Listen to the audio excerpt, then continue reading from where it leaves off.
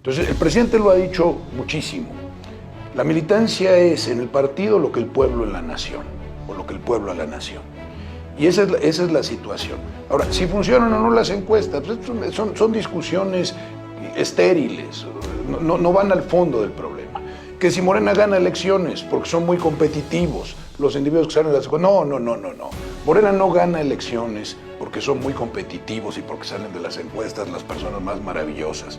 Morena gana elecciones porque tiene a Andrés Manuel López Obrador, que es un gran presidente.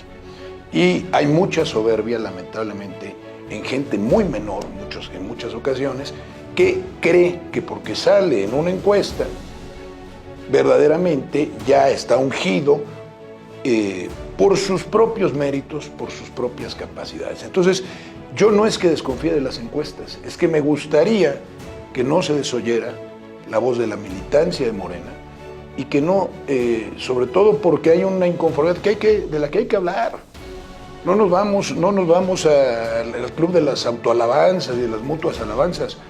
Hay que decirlo, se está ganando porque existe una figura enorme que se llama Andrés Manuel López Obrador, que ha gobernado muy bien y que además es un gran líder social. Cuando Andrés Manuel López Obrador falte, veremos si las encuestas resuelven cuando lleve a gente que lamentablemente en muchos casos tiene la repulsa de la militancia y a veces la repulsa del pueblo. No voy a particularizar, hay casos buenos, hay casos malos, pero las encuestas no purifican a nadie y no hablan además finalmente sino de conocimiento, no de capacidad, ni de autenticidad, ni de respeto a principios. Hay dos tipos de políticos, aquellos que viven de la política y aquellos que viven para la política. Nosotros estamos llenos de gente que vive de la política. No se han construido carreras personales ni fuentes de ingresos personales modestas. En gente que no solamente tiene carencias económicas, digamos.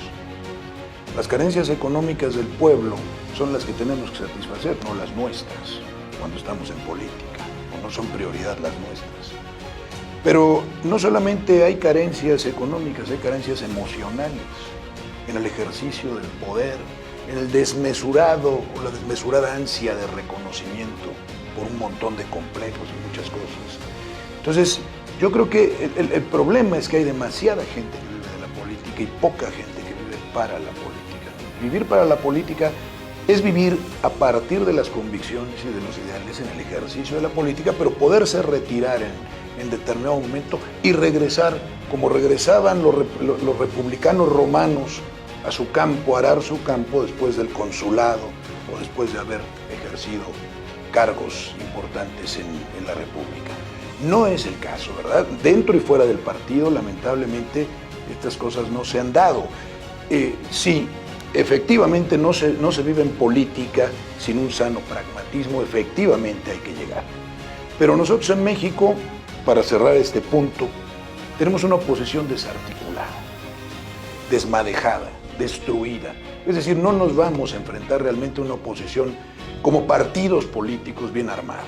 Son las voces de los grandes poderes económicos que poseen los medios de comunicación. Pero no más allá, electoralmente no tienen vida. Y lamentablemente una cosa que le falta o que nos ha faltado es una oposición. No se vive en democracia si no se tiene una oposición seria, estructurada y coherente, que no la tenemos. Entonces estamos haciendo oposición dentro de nosotros mismos, ¿no? Y el asunto de la falta de formación. Morena no solamente carece de formación, el Instituto de Formación de Morena nunca arrancó. En realidad, nunca arrancó como debió haber arrancado, ¿no? Es un instituto pequeño, es un instituto enclaustrado y a veces sectario, es un instituto que no tiene vida, que no ha entendido la realidad actual. Seguimos con paradigmas de los años 60, 70, tenemos un mundo absolutamente cambiante, que ya sufrió después de la caída del muro de Berlín muchas cosas, estamos ya en otra era y seguimos atascados en eso, ¿no? Entonces la ciudadanía y el pueblo mismo, el obradorismo, que yo lo diría así, no Morena, el obradorismo, está ansioso de recibir formación política auténtica. no estos asuntos farragosos y ese tipo de cosas, sino que se le explique la realidad política con claridad.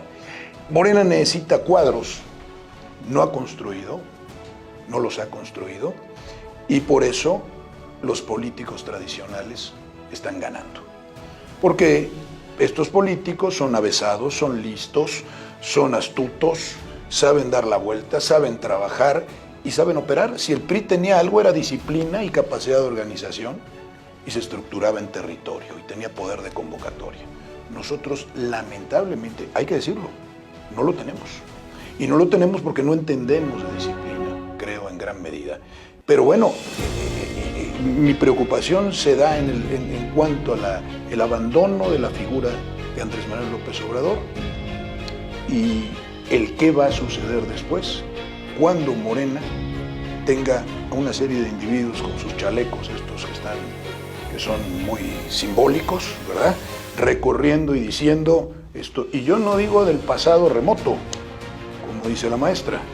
Yo hablo del pasado de hace 15 días o de 3 meses, porque hay gente que con total desfachatez y cinismo dice, ¿de qué es? Como decía Enrique IV, París bien vale una misa. Así es esto. Partir de la base de lo que necesita una nación actualmente. Cuando en los años 60 se hablaba de internacionalismo, o sea, y este es un replanteamiento de fondo, por eso siempre mi llamado a observar la realidad presente, que es muy distinta a la realidad de hace 40 o 50 años. ¿Qué es lo que necesita una nación? Antes había internacionalismo, antes la lucha estaba en la producción, antes en la realidad, hoy en la virtualidad, hoy en el consumo y hoy en la soberanía de las naciones.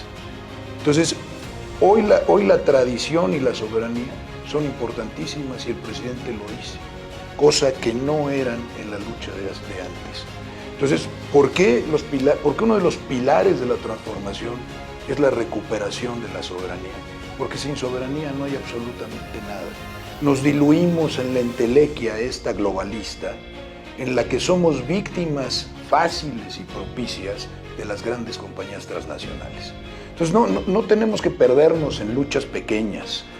La gran lucha es la lucha por la recuperación de la soberanía nacional. Y por ejemplo es vital el control de la energía en un mundo como el que vivimos. Las luchas por el gas y por el petróleo, ¿qué tratan de decir los partidos neoliberales? De decirnos, vamos a las energías limpias, por ejemplo, inexistentes tecnológicamente para satisfacer los requerimientos, y el espantajo del cambio climático al que sirven los idiotas útiles, falsos ecologistas, cuando en realidad nos están privando del desarrollo que necesitamos, industrial, económico, porque tienen una guerra contra el petróleo, contra el gas. Nosotros tenemos que trabajar en eso y desarrollar una gran industria. La soberanía es fundamental. Internamente, ¿a dónde vamos? Bueno, internamente tenemos un conflicto muy grave. Sigue habiendo una injustísima distribución de la riqueza. Se desatendió el sector laboral. Las grandes luchas, las grandes manifestaciones antiguas, eso sí es de rescatarse, eran por el salario digno. Eran por el empleo, eran por los derechos de los trabajadores. Hoy son por otras cosas, que no critico, pero son otras cosas. No vemos en la calle multitudes de gente exigiendo mejores condiciones salariales. El presidente ha mejorado en un 100% el salario mínimo, prácticamente 80 y tantos, terminará el sexenio con un incremento del 100% de los salarios mínimos. Pero eso no es suficiente porque siguen conteniendo las grandes empresas, siguen conteniendo los incrementos salariales, porque nos hemos vendido en el extranjero como una nación de salarios baratos y donde es fácil contaminar, destruir, etcétera, etcétera, ¿no? Entonces yo creo que un modelo industrial, un modelo de desarrollo nacional, y finalmente el otro ámbito, el ámbito de la corrupción y de la impunidad. Entonces, ¿cómo seguir combatiendo la corrupción cuando seguimos pensando que la política es el lugar propicio para enriquecernos? Y sigue pensándose en muchos ámbitos. Es una contaminación. Y finalmente, lo de la justicia, sí, efectivamente. La impunidad. La impunidad que está avalada por un poder judicial que no quiere renunciar no solamente a sus privilegios, sino lamentablemente a utilizar el aparato de justicia con el propósito o doble propósito, mantener privilegios de unos cuantos, sobre todo de las grandes empresas. Número dos, el asunto importante, el que estas mismas personas puedan continuar, se les dé vida a través del ataque sistemático a las reformas que prevén la vuelta al espíritu constitucional del 17, que es la soberanía y la rectoría económica del Estado en los aspectos que son estratégicos, ¿no? No lo permiten porque en todo ven negocio. Entonces hay que desmontar esa mentalidad. Bueno, yo creo que hace falta emocionar y muchos políticos no emocionan. Y no emocionan porque no están emocionados. Entonces, lo que tenemos que ganar es ganar en el pueblo esa convicción de que esta transformación es indispensable y además atañe a cada persona y favorece a cada una de las personas, ¿no? La comunicación del presidente es extraordinaria, no solamente en las formas, sino en el fondo eminentemente didáctico, repetitivo, sustancial, porque se tiene que ir a lo sustancial. Por eso hablaba yo de soberanía y todas estas cosas. Si nos dispersamos, olvidamos que esta lucha se va a ganar, por ejemplo, con un elemento central que es el patriotismo, ¿no? Y el patriotismo llega a muchos y tenemos que ir conquistando a muchos. El pueblo no está conformado solamente por gente que piensa como yo. Esto tal vez nos ha faltado. No hablo de las élites plutocráticas, no hablo de esos grupos, sino hablo de ir a la gente para convencerla de asuntos muy básicos. ¿Cómo es, por ejemplo, que el presidente habla de cosas tan sencillas como de que un político es bueno en tanto en cuanto ama al pueblo, más que amar sus propios intereses o al dinero? Cosa que la gente entiende.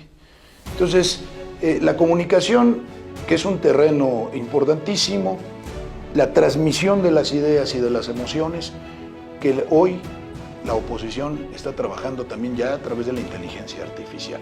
Yo conozco algo de redes y lo conozco a través de la experiencia personal.